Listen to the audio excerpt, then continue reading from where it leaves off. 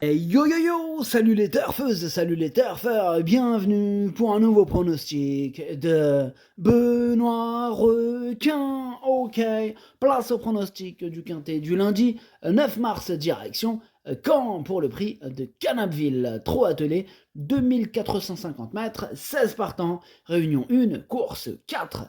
Alors il y a un rendement de distance de 25 mètres à partir du numéro 9 et l'indice de confiance, c'est 2 sur 5. Petit retour sur le quintet à l'envers de ce samedi. Oh, il y a eu du trouble fait à l'arrivée. Cette vidéo, j'attends avant l'arrivée du quintet de ce dimanche et je reviendrai dessus demain. Ok, c'est parti, on commence le pronostic et on commence avec le numéro 1, Lionel Meharas, et on écoute Christophe Martens. Lionel Meharas a montré des moyens dans son pays où il a notamment triomphé tête et corde sur 2600 mètres en 1,12 effraction départ volté. Ces deux courses de l'hiver à Vincennes sont très bonnes, il a de l'avenir, il aborde ce quintet en très belle forme et la corde à droite ne sera pas un souci, il n'a pas grand chose contre lui, il peut gagner. Là, c'est clair que tous les feux sont au vert, là, hein. Pour le coup, les astres sont alignés avec ce numéro 1 qui pourrait bien profiter de ce quintet pour ajouter une belle victoire. En tout cas, ce numéro 1, c'est tout simplement lui mon préféré. On passe au numéro 2, Loco Flini, on écoute Grégory Torel. Loco Flini prenait une bonne quatrième place en dernier lieu à Vincennes. Il est resté bien depuis, il est encore mieux sur piste plate. Sinon, il tourne bien à droite et démarre bien. Il faut avoir un bon parcours pour venir finir. Esteban de Jésus va le découvrir car je ne savais pas si j'allais rester, mais il est sans enraînement, donc il n'y a aucun souci. Normalement, il peut terminer dans le quintet. Normalement, il peut terminer dans le quintet, nous dit Grégory Torel. Eh bien, c'est ce que je pense aussi. Peut-être pas dans toute logique, parce que de la logique, il n'y en a pas toujours, mais voilà, avec un bon parcours, pourquoi pas une petite fin de combinaison. Moi, je l'ai gardé en toute fin de combinaison, ce numéro 2. On passe au numéro 3, Force of Nature, et on écoute Erwin Bott. Force of Nature a réalisé une très bonne valeur début février en terminant à la 4e place sans avoir eu un déroulement très heureux. Il n'a pas été en réussite cet hiver. Bon, il a pu préparer cet engagement dans de bonnes conditions. Il est dur et la grande piste de Caen va très bien lui convenir. Il a gagné à droite en Allemagne. Tout se présente bien au premier échelon. Ouais, il part au premier échelon, c'est déjà un bel avantage sur cette piste. C'est pas facile de rendre 25 mètres à Caen. En tout cas, ce numéro 3, je l'ai mis 5e. Attention à lui. On passe au numéro 4, l'Ariano. Alors, on n'aura pas les commentaires de l'entraîneur, c'est Étienne Dubois qui est parti pêcher avec Captain Yann Barbeau. Bref, amusez-vous bien. Ce numéro 4, je le vois bien batailler pour la victoire, pour les premières places. Ah ouais, vraiment un coup de cœur ce numéro 4 que j'ai mis deuxième. On passe au numéro 5, l'Atoll, et on écoute Stéphane Bourlier.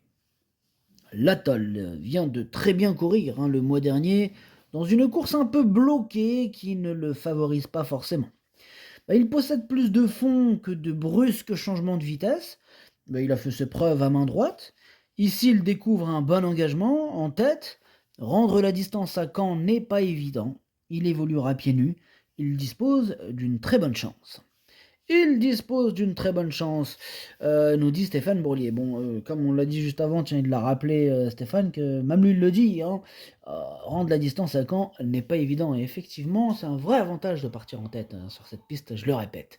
Ce numéro 5, je l'ai gardé, mais plutôt en bout de combinaison. On enchaîne avec le numéro 6, c'est Lovebird, et on écoute Gabriel Gélormini. Lovebird est un cheval que je connais bien. C'est un élément qui fait toutes ses courses. Dernièrement à Vincennes, il a terminé très vite dans une épreuve bloquée. Ici, il découvre un bel engagement en tête. La corde à droite et la piste plate ne vont pas le déranger. C'est un bon élément, mais il est tributaire du parcours. Avec le bon déroulement, il a sa place dans le quintet, voire mieux. Voire mieux, pourquoi pas. En tout cas, moi je pense qu'il peut jouer un bon rôle à l'arrivée de ce quintet. Ce numéro 6, je l'ai mis assez haut, attention à lui, je pense qu'il peut faire mal. Je l'ai donc mis 4e. On enchaîne avec le numéro 7, c'est La Rose du Gers. Et on écoute Mathieu Abrivard. Oui, la Rose du Gers, venait dans une bonne allure dernièrement à Vincennes, hein, quand elle s'est montrée fautive. Nous étions forcément un peu déçus, mais elle va découvrir un bon engagement en tête, ce lundi. Même pardon, il y avait une virgule, même s'il y a du beau monde derrière. Comme je pars en vacances, elle sera associée à François Lagadoc.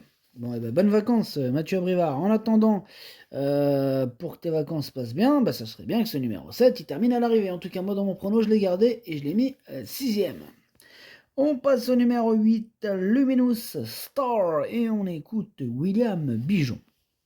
Luminous Star m'a bien plu dans son comportement quand je l'ai menée le mois dernier. Elle a terminé de bonne manière. Le changement d'environnement devrait lui être bénéfique. Elle ne sera que mieux piste plate. Les 2450 mètres de camp vont bien lui convenir.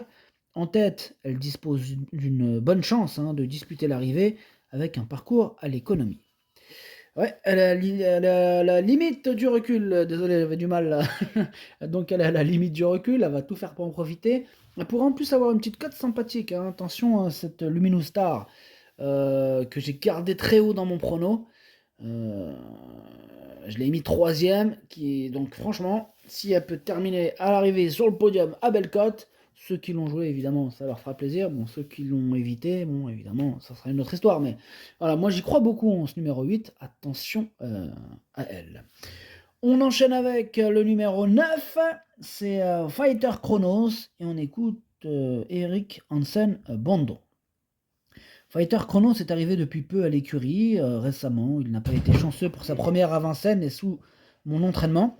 Bien que disqualifié, désolé, j'ai dû mettre pause. Donc je disais bien que disqualifié, il m'a bien plu. C'est ça qui est là, c'est ça. Pour cette course de lundi, je le trouve encore mieux. Il va découvrir la corde à droite, mais cela ne devrait pas être un problème. Sur ce qu'il vient de montrer à Vincennes et avec un bon déroulement, il peut finir dans le quintet. Ok, merci Eric Hansen Bondo. Écoutez, moi ce numéro 9 pour ma part, je ne l'ai pas retenu, mais il est quand même à l'arrière de ma petite liste des possibles troubles faits. On passe au numéro 10, Omerta Bocco. Ce numéro 10, c'est un regret, c'est mon deuxième cheval de complément en cas de non partant. On passe au numéro 11, Feudal Deglidei. Ce numéro 11, lui non plus je l'ai pas retenu, mais il est en plein milieu de ma petite liste des possibles troubles faits. On passe au numéro 12, la Star Rock. Ce numéro 12, c'est lui mon gros regret. C'est lui, mon cheval de complément en cas de non partant. Attention possible, cassage en vue. On passe au numéro 13, Lysia des Aguets. Ce numéro 13, je le raye. On enchaîne avec le numéro 14, Lara Dulaire. Lui non plus, je ne l'ai pas retenu, j'en ai préféré d'autres.